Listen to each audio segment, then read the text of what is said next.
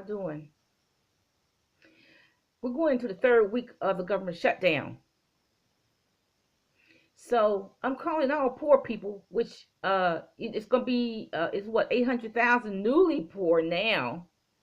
Those people who have been furloughed from the government, it's 800,000 new poor people now. Now you see how easy it is to go from being middle class to poor just by one stroke of a pen, one government shutdown. Okay, now I'm asking all you poor people to stock up on food because they said food stamps is next. There's going to be no food stamps in February. So I'm asking all you poor people to stock up on food. Frozen food, canned food, vitamin C. Now, why do you need vitamin C? Because you cannot live off of, you and your children cannot live off of meat and potatoes. You have to have vitamin C. You have to have vitamin C. So I'm asking you to stock up on canned pineapple, frozen fruit, canned juices. Because you have to have vitamin C to even survive. The non-food items, child and adult diapers, because you may have a handicapped adult in your midst. Stock up on child and adult diapers, vitamins, lotions, soap, tissue, and a whole lot of water. You better stock up on water. Because if there's a problem with the EBT cards and if the stores run out of food, I can see a whole lot of desperate poor people storming the stores, breaking in the stores. I can see that. Food fights, or food wars, whatever you want to call it.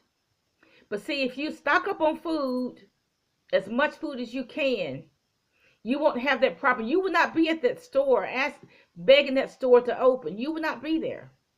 You stock up on food, frozen food, canned goods, etc. The urban disaster list. Now, we're already in an emergency situation. Already.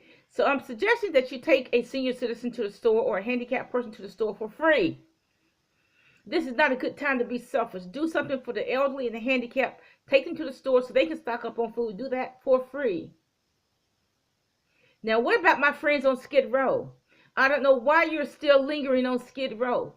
You should have. Now, most people on Skid Row or anywhere else can cop $200 a month. I don't know why you have not taken that $200 and gone to Toledo, Ohio, and bought you an abandoned property so you can have somewhere to live. Or why you haven't taken $200 and bought you a house, an abandoned house in Detroit. I know Detroit has a lot of crime, but you still have to have shelter.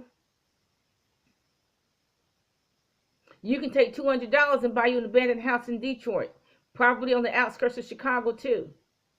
Why are you still lingering on Skid Row? Because LA says they're not going to do anything to help you at all, ever. Trump is spending $800 million in so-called humanitarian aid. That goes to the southern border, but it's not going to Los Angeles. It's not going to Skid Row. Now, I would think that $800 million would get a lot of people, put a lot of people in housing. And I would think that the people on Skid Row are more important than those people at the southern border. Because the problem with Skid Row is an humanitarian problem. It is an humanitarian issue.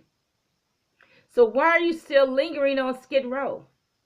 Why haven't you done something about your situation? Why haven't you taken $200 and gone to Kentucky or Tennessee or anywhere in Appalachia and bought you a lot on abandoned property, which all you have to do is fix up?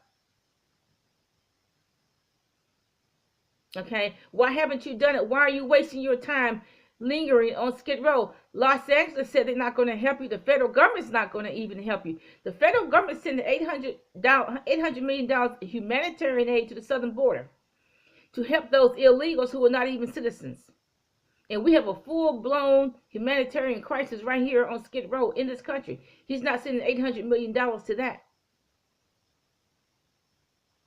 And that's a total shame. So why are you still lingering on Skid Row? Why haven't you moved? Why haven't you gone to another city? Why do you know what? You keep insisting, you keep trying to demand for Los Angeles to give you housing, and Los Angeles, who caters to the rich and famous, said they're not going to do anything. So why do you keep demanding? Okay, you know what? You needed to surrender. You need to say, LA, you have won.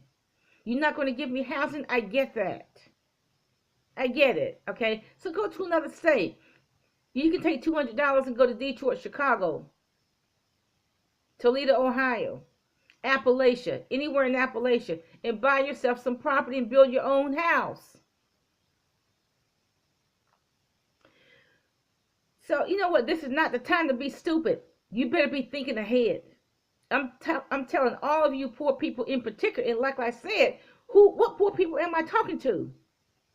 Over 800,000 people were furloughed, so they're the newly poor.